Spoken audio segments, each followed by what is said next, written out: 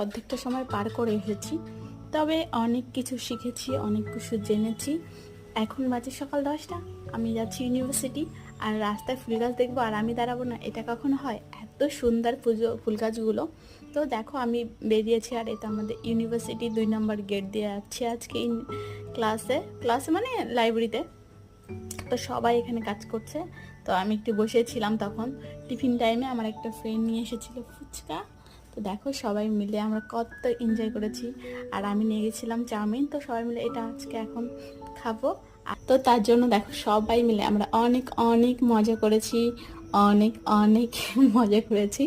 তো দেখো এই ফ্রেন্ডটা ও হচ্ছে নিয়ে এসেছিল। তো আমাদের আজকে ডেটা শিট হচ্ছে, তো সেগুলোই কাজ কমপ্লিট করলাম, তো ওরা এখনও করছে। আর এখানে আমি বসে বসে মজা নিচ্ছি।